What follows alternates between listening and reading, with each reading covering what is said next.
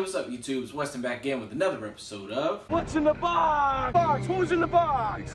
What's in the box?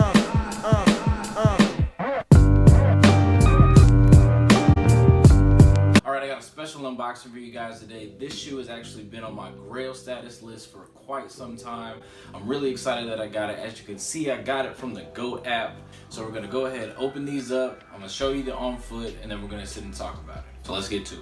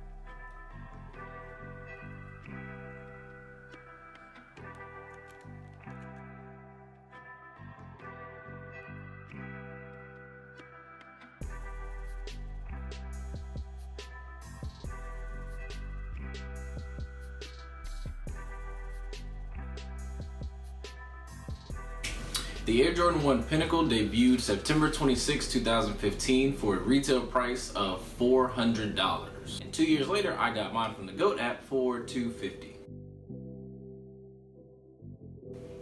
So, you may be asking, what's the big deal with these shoes and why are they so special, right? These shoes are made out of this Vachetta tan, which is a very premium leather used in the lining of exquisite handbags, etc., etc. Over the past few years, there's been a surge in the sneaker community bustling with new shoes and different silhouettes using this premium leather. And now that I got these in my hands, I can see why people are going crazy for it, because this shoe is just pure quality. It has that premium leather that you find in those handbags that your mom wears or that your girlfriend has or your homegirl or whatever. Also, one of the unique features of this Vachetta tan is what's referred to as a patina. Now, patina is a sheen that deepens the shade of the leather that is produced by periods of time and use. This occurs naturally because the Vachetta tan is an untreated leather. So as you wear the shoes over time, it gets affected by moisture and sunlight and your overall wear. And it creates that unique look of the shoe that is personal to you and however you wear it. So earlier when I started the video, I was talking about Grail status and how this shoe made the list. Every sneakerhead has a list. Every sneaker collector has a list. Every sneaker, anybody who collects shoes or buys shoes, or even if you're just window shopping, you have a list in your mind that says, hey, I want that shoe at some point in time in my life. This list of shoes can consist of shoes that you missed out on, shoes that you knew were gonna be super expensive, shoes that you have to save for, etc., etc. So the first time I saw these in person was when they made the list. So let's travel back to a few months ago to All-Star Weekend, New Orleans.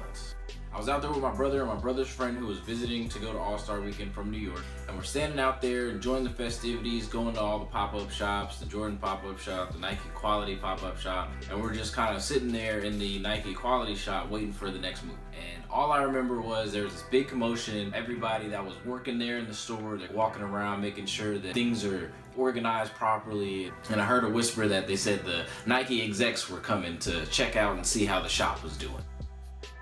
So my ears perk up and I'm just like, where they at?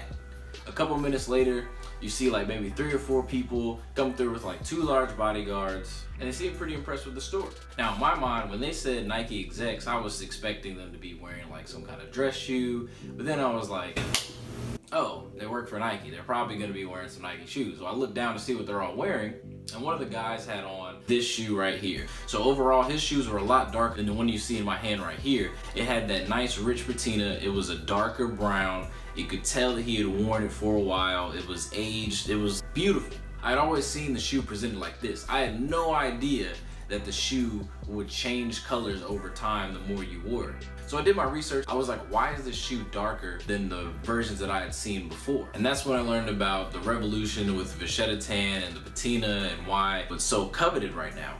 And in all honesty, it just struck a chord with me, and I was just like, you know what, I want a pair of those shoes one day. They didn't rank very high on the Grail list because of that $400 price tag, but they were still on the list. Now, once again, thanks to the GOAT app, I feel like the stars aligned and I was able to cop this pair for $250, which is a tremendous steal, seeing that even used pairs are going for over $300. So I was able to capitalize on this pair because I guess the seller that put it out on the marketplace decided that he didn't like imperfections in the leather. But since it's going to change over time anyway, I didn't see a problem with the slight imperfections of the leather. And lastly, and most importantly, why it made that Grail status list is because it's a Jordan 1. I love Jordan 1s. Like, I think it complements my style personally, and I'm a big fan of the original cut and original color blocking of the shoe. So all that is how this shoe made the list. As always, thanks for watching. I hope you enjoyed the video. I want to give a special shout out to Over a Trillion Served. We have our second collaboration with my brand, Pixel Apparel, coming out September 1st.